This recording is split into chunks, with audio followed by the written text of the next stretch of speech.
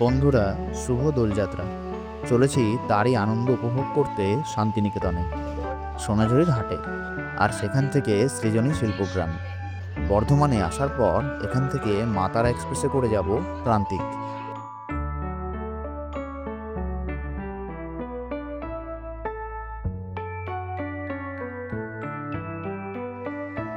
এই হলো প্রান্তিক স্টেশন।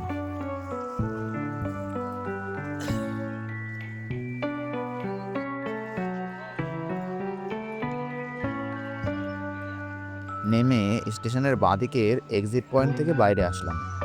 এখান থেকে সামনের দিকে এগিয়ে একটা টোটো ধরলাম সোনাঝুরির উদ্দেশ্যে। ভাড়া নেবে 25 টাকা পার হেড। বোলপুরে না নেমে প্রান্তিক স্টেশনে নামলাম, কারণ এখান থেকে সোনাঝুরির হাট কাছে হবে। সোনাঝুরির হাট পর্যন্ত গাড়ি অ্যালাউ করছে না, তাই এই মোড়ে আমরা নামলাম।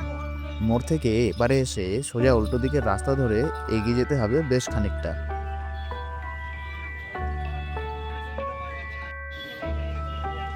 যদিও বলেছিল এবছর সোনাঝুরিতে দোল খেলা যাবে না, তবে অনেক মানুষেরই সমাগম হয়েছে এখানে।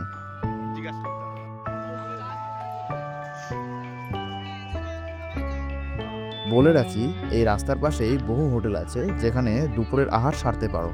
50 টাকা থেকে সবজি ভাত পেয়ে যাবে।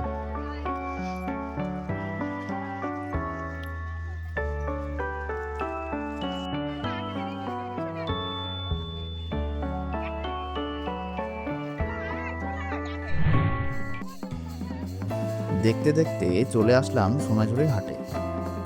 এখানে আদিবাসীদের সাথে তাল মিলিয়ে নাচছে অনেকেই।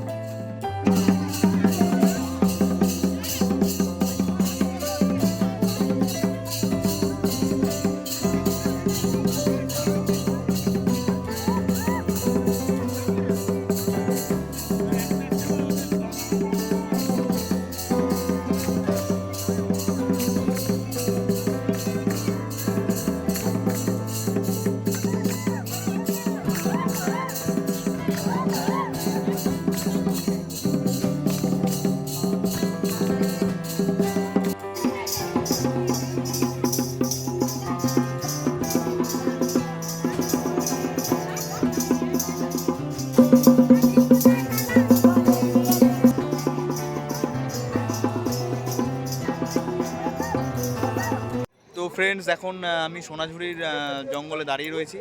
আর এখানে রং খেলা হওয়ার কথা ছিল না, মানে হওয়া বারণ ছিল, কিন্তু রং খেলা কিন্তু হচ্ছে আশেপাশে। তো আমি যদি ঘুরে দেখাই, এখানে কিন্তু রং খেলা হচ্ছে। সোনাঝুরির হাট কিন্তু বসেছে, তো হাটে যেমন দোকানপাট বসে সেরকম বসেছে। আর রং খেলে আমরা কিন্তু দেখো মোটামুটি ভূত না হলেও মোটামুটি রঙের ছোঁয়া লেগে গেছে।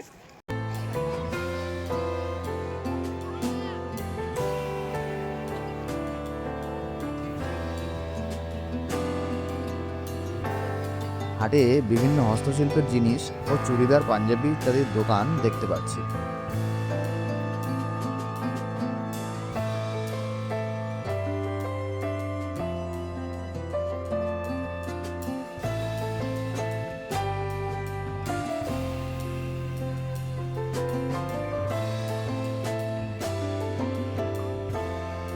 আর শান্তিনিকেতন যা ছাড়া অসম্পূর্ণ, বাউলের গান শুনলাম তাও।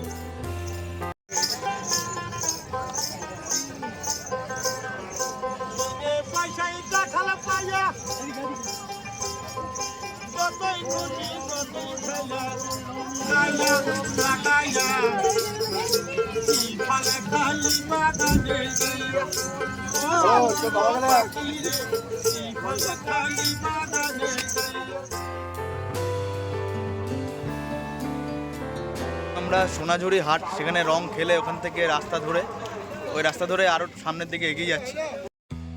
রাস্তা ধরে আরও এগোতে আসলাম মূল সোনাঝুরির হাটে।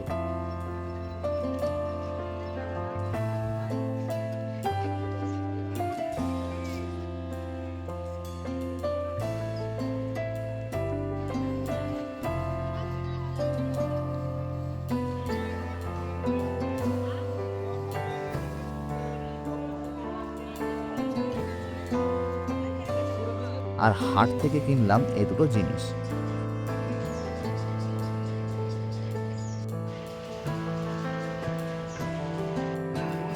এখান থেকে আবার ফেরার পথে আসলাম এই শালের বনে। জায়গাটা ভীষণই সুন্দর লাগছে। গাছে গাছে নতুন পাতায় ভরে গিয়েছে গোটা জঙ্গল।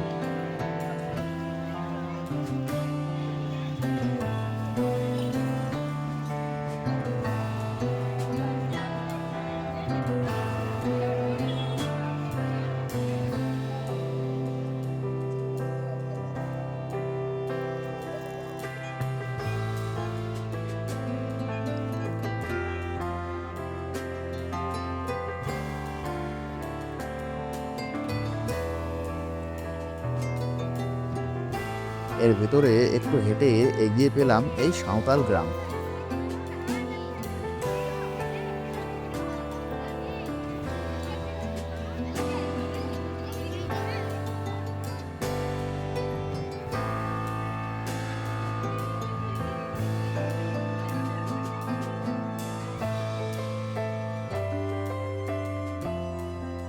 তো সোনাঝুরি থেকে আমরা যাব এবার সৃজনীতে, যেটা থাকবে আমার নেক্সট ভিডিওতে। Till then, tata.